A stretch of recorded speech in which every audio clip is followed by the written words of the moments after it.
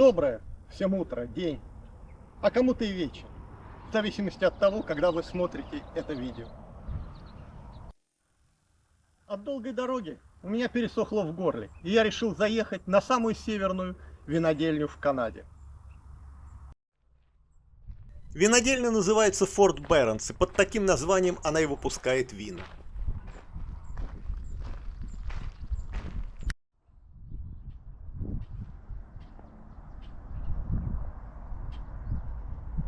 Здесь, в долине, среди гор растут виноградники.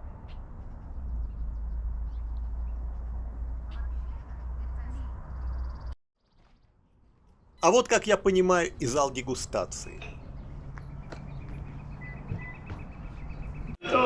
So welcome on into Lillooet, one of the hottest, driest spots in Canada. We'll see upwards of like 111 degrees Fahrenheit in the peak of summer.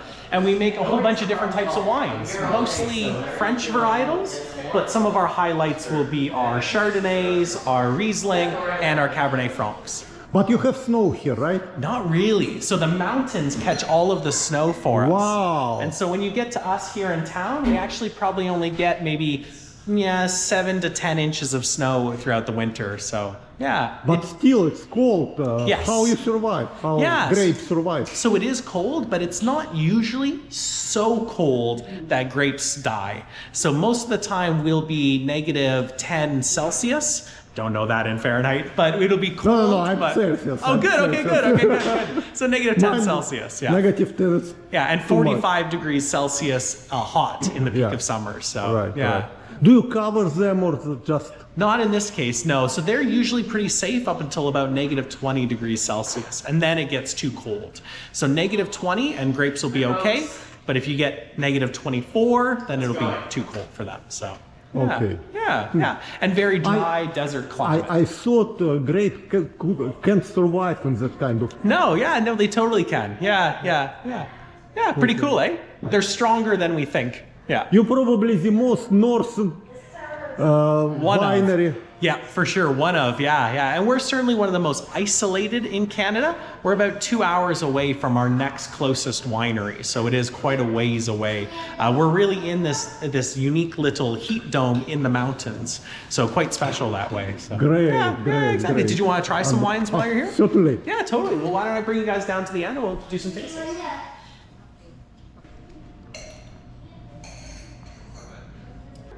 So let me start you here. This is a unoaked style of Chardonnay. So of course in California you see lots of Chardonnays. In this case, only 30% of it goes into oak barrels. The rest goes into stainless steel. So it's a little bit of a lighter, fresher style of Chardonnay than people who are familiar with like Napa and Sonoma Chardonnays expect. This is more French style.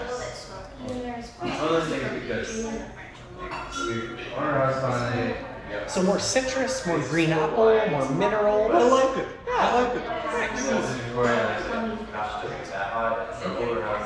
So it's a really neat area. Our soils are riverbed soils. So the Fraser River used to be up here, and then after the last ice age, it went away. But it's mostly sand, river stone, and then we have a little clay layer about 2 to 3 meters down. So it's a very dry, very bad soil. So it's good for grapes, but there's very little nutrients in it. Yeah, absolutely. Now I'll show you this one next. This is our alluvium white.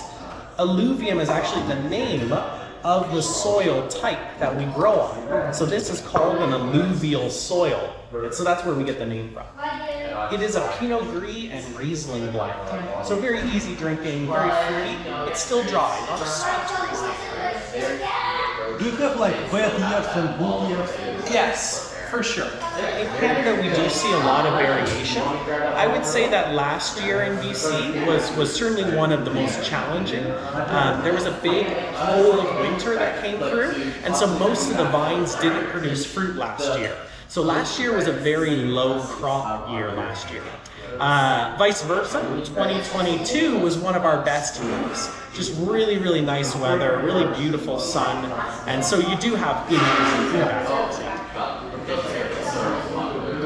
Yeah, I always say I think it's why Canadian winemakers are some of the best in the world. I've worked in Australia and South Africa and New Zealand and Washington and Ontario. But Canadian winemakers, every year is a little bit different. So it means that we have to be very versatile. We have to always be changing and adapting and innovating.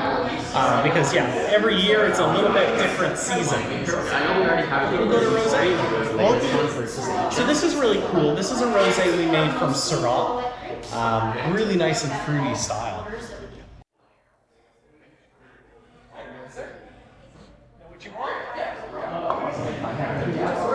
Очень хорошее вино. Мне нравится. Это невероятно, что это, наверное, самая северная винодельня, которая есть в мире. Я до сих пор не понимаю, как виноградники могут выжить под снегом. Но если он говорит, значит, так и есть, по крайней мере, факт тот, что я пью это вино, выращенное здесь, в Канаде.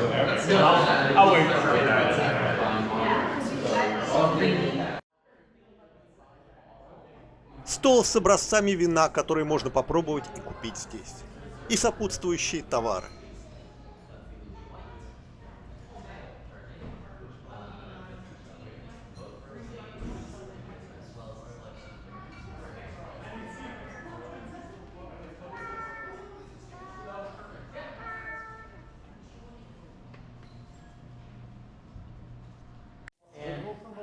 So I'm going to show you two of our Cabernet Francs. So Cab Franc is one of the most popular red wine varietals in the world. It's grown all over, but it's pretty rare to see it outside of Canada as a single varietal.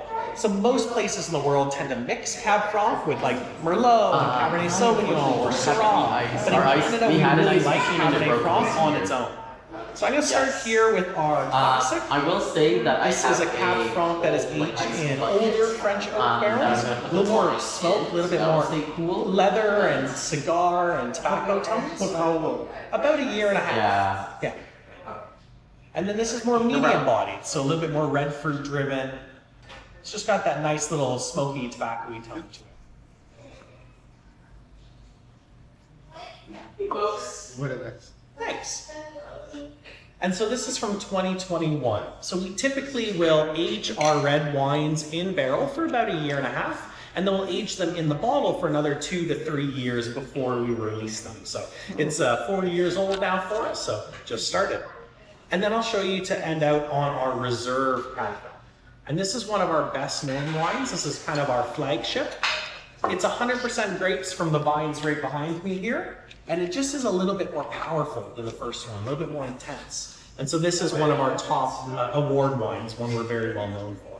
Is this the only state where you grow grapes? Yeah, we have 2 other properties that we buy some grapes from. They're vineyards that we don't manage, but we grab the grapes. And we've worked with them for about 10 to 15 years on those 2 properties. So they're not here on site. They're about 3 hours away in the Okanagan in the central BC.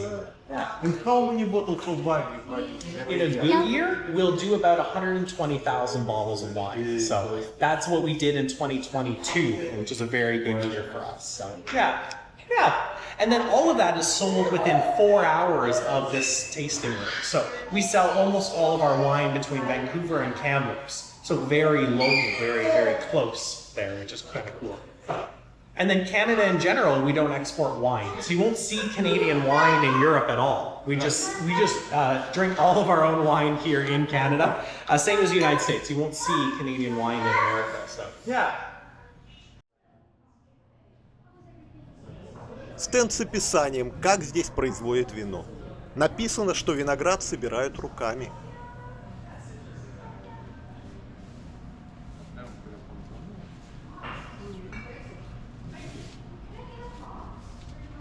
Окно в производственное помещение, где стоят огромные стальные цистерны.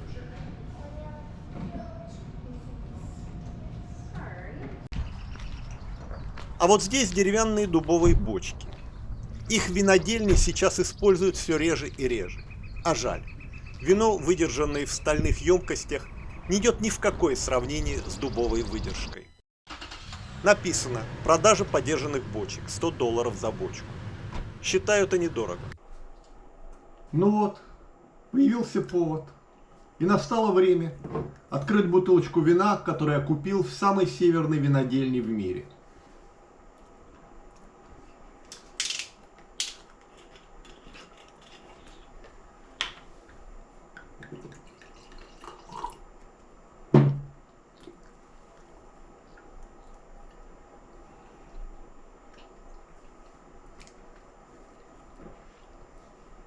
Да, оно того стоит. Ваше здоровье.